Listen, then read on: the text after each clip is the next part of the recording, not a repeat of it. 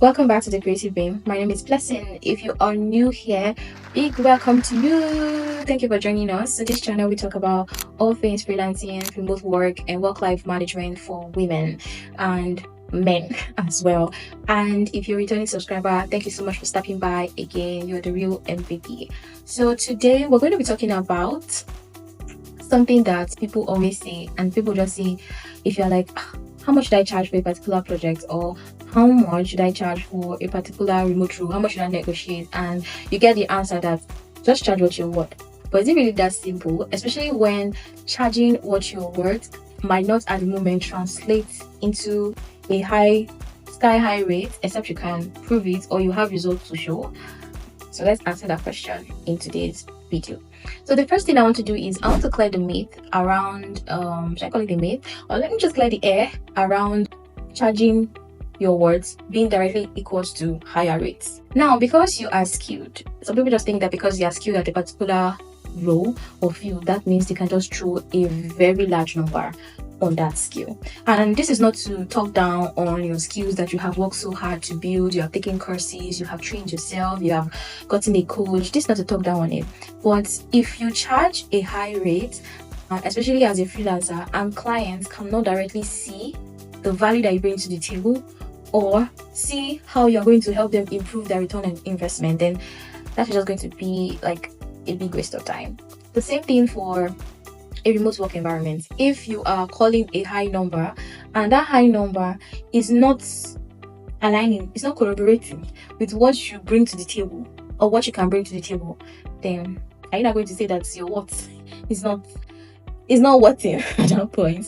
So another thing that you also have to consider is market alignment. Like, you also have to keep an eye on what is the typical thing that the market is saying. So let's say you're a developer and you're a junior developer, and in the market, junior developers, maybe they charge $50 per hour, and then you just want to come and be charging $200 per hour, and you don't have track record of work to defend that expertise, to defend why someone should skip someone that charges $50 per hour for you that is charging $200 per hour.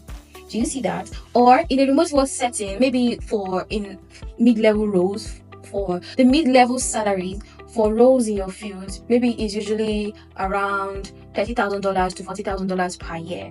And then you're coming saying, okay, I want to charge $90,000 per year.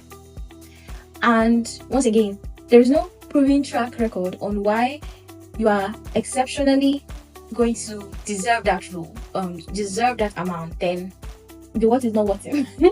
And then finally is the fact that consistent quality. If you are someone that you don't deliver quality work consistently, you don't bring your best to the table, you're nonchalant about your work, you are not, always thinking of ways to improve, to make sure that you bring stellar results every time, then just saying you're going to charge your worth is going to backfire. Let me give you an example. So let's say you are a social media manager, a freelance social media manager for, let's say, influencers.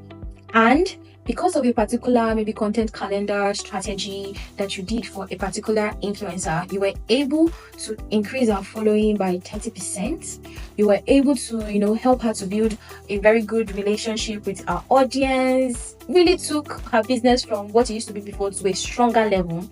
Now, trust me, with that kind of results, that kind of track record, if you decide to increase your salary by 10% or 20%, or increase your rate for another person that wants to hire you, it's justifiable because guess what? You have track record. So do you see what I'm talking about when it comes about someone just saying charge what you're worth? And many times in many contexts is not always going to hold through, except you have consistent quality, consistent results to prove that this thing I'm charging you is really my worth. So my advice is keep working at your skills, and then as you get wins, as you give stellar results, as you improve, then steadily, just slightly increase your rate, and you get to where you want to get to. Because at that way, your worth is also increasing, your worth to clients is also increasing, you have results to prove it, and with that, your rate will also increase. I hope this helped. If you have questions or something that I missed, make sure you drop it in the comments. I'll be reading through them. Thank you, and don't forget to like, comment, and subscribe. See you in the next video.